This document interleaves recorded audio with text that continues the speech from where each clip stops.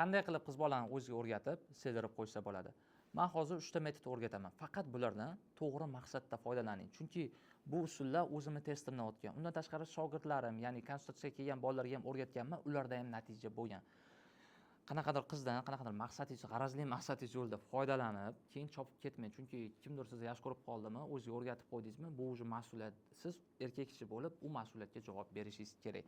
Demak, boshlaydigan bo'lsak, birinchi usul bu ближе дальше o'ynash, ya'ni yaqinlik va uzoqlikni o'ynash. Menimcha internetda ko'p ko'rgansiz bu narsa haqida, lekin ko'pchilik noto'g'ri qiladi. Qanday qilish kerakligini, to'g'riligini o'rgatishmaydi. Ya'ni yaqin bo'l, uzoq bo'l, shunda qizlarni yaxshi ko'rib qoladi deyishadi. Anaqa emas. Tasavvur qiling, tanishganing hech qancha bo'lmasdan turib, bitta bola bitta qiz bilan tanishadi. Bir marta, ikki marta ko'rishadimi, yo'qmi, SMS yozishadi, o'zidan o'zi yo'q bo'lib qoladi, ignor qiladi. O'sha moment qiz u bola hech narsa his qilmaydi, emotsiya yo'q, bu bola jinnimi, kasalmi, kasali bormi, qayoqqa yo'q bo'lib qoldi deydi. Xullas, bor yo'qol, bilganingni qil deb chopib yuboradi, bo'ldi. Qaytib kelsa ham u bolani qaytib u qiz qabul qilmaydi, o'ziga yaqinlashtirmaydi. Kasal deb o'ylaydi, chunki o'zidan o'zi yo'q bo'lib qoldi. Bundan qanday o'zi to'g'ri foydalanish kerak bu usuldan? Birinchi bo'lib, bitta qiz bilan tanishdingiz deylik, yana bir marta tasavvur qiling, bitta qiz bilan tanishdingiz, bir necha marta ko'rishdingiz, hammasi yaxshi, bir-birlaringizga yoqyapsizlar. O'sha moment yana bitta uchrashuv belgilash kerak. Uchrashuvda shunaqangi zo'r o'tkazishingiz kerak ediki, qiz mazza qilish kerak, kayf qilish kerak, rohat olish kerak, lazzat olish kerak, vibe olish kerak. Qanaqadir olib borasizmi, qanaqadir yangilikmi, katoga uchasizlarmi, toqqa chiqasizlarmi, qanaqadir parkka borasizlarmi, xullas nimadir yangilik mazza qilish kerak o'qiz uchrashuvdan. Ot mingan borasizlarmi, xullas qiz emotsiya olish kerak, kayf qilish kerak uchrashuvdan. Ana o'shandan keyin qizni uyga kuzatib qo'yotganingizni aytish kerak. Xullas, negina ertaga meni muhim ishim boshlanadi, muhim proyektim boshlanadi. Men bir necha kun band bo'laman, ko'risha olmaymiz. Men yo'q bo'laman, ko'rishmaymiz deb ogohlantirish kerak qizni.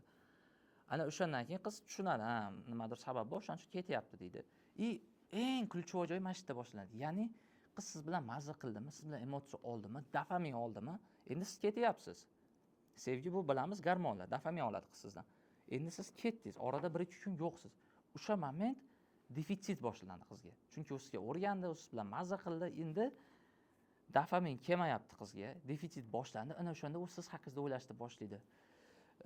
U bilan mazza qildim, u menga yoqdi, yaxshi bola ekan deydi, o'rtoqlariga aytadi. Xullas, siz haqingizda ko'proq o'ylashni boshlaydi.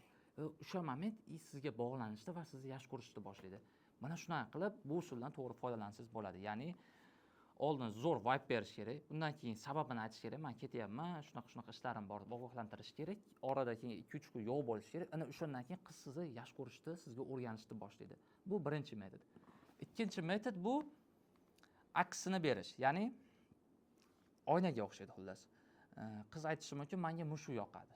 O'tiribsiz, qiz bilan gaplashyapsiz, qiz aytayapti, menga mushular yoqadi. O'sha moment aytishingiz kerak.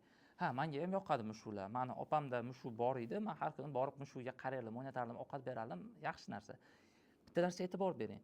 Har bitta gapiga ha, menga ham deyish kerak emas. Prosta bir necha joylarda aytish kerak. Ya'ni, misol uchun qiz aytishi mumkin, menga sayohat qilish yoqadi.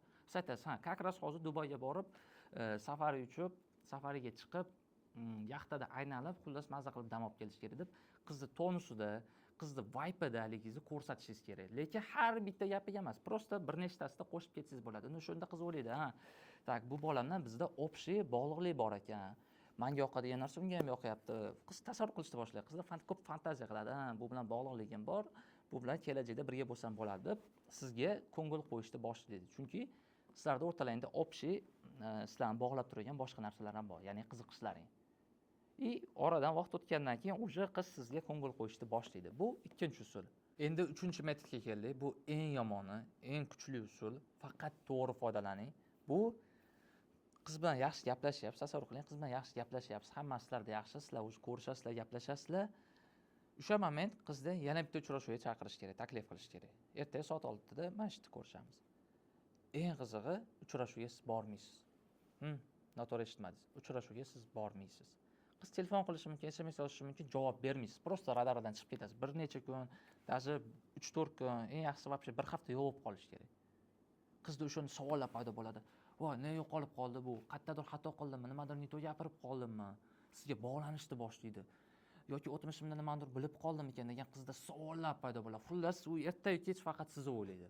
Bu juda ham kuchli usul. U sizga bog'lanadi shundan keyin. Oradan 5 kun, bir hafta o'tgandan keyin o'zingiz qizga aloqaga chiqasiz. Ungacha chiqmaysiz. U chiqqanda umuman javob bermaysiz. O'zingiz oradan vaqt o'tgandan keyin chiqasizda, telefon qilasiz yoki SMS yozasiz. Nigina menda bir nechta muammolar bo'lib qoldi. Buni men senga telefonda ayta olmayman, nima deyishni ham bilmayman. Ko'rishganda gaplashib olaylik deysiz. Qiz oqib ketadi o'sha moment. Chunki bo'ldi, u shuncha moment siz bilan yaxshi bo'lib turdi, siz yo'q bo'lib qoldingiz, unda savollar paydo bo'ldi, faqat sizni o'yladi, sizga bog'lanib bo'ldi. U uchrashuvga aniq keladi, to'g'ri foydalansiz, aniq keladi. Uchrashuvda ham qanaqadir o'zingizni oqlash shart emas. Prosta menda shunaqa muammolar bo'lib qoldi, senga aloqaga chiqa olmadim. Endi hammasi yaxshi bo'ladi, keyin birga bo'lamiz deyish kerak. Bo'ldi. Eng qizig'i bu usuldan odatda qizlar ko'p foydalanadi. Ya'ni men ko'p ko'rganman, bitta bola bilan gaplashib yurishadi. O'zlaridan o'zlari yo'q bo'lib qolishadi.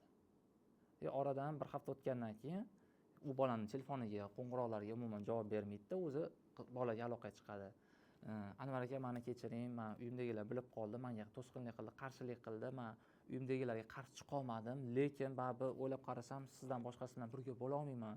O'shaning uchun keling birga bo'lamiz, yana birga bo'laylik deydi. O'shanda любой bola oqib ketadi. Ko'p ko'rganman bu narsani. O'shaning uchun bu usullarni bilishingiz kerak. Ya'ni misol uchun boksga bolalarni berishadi-ku.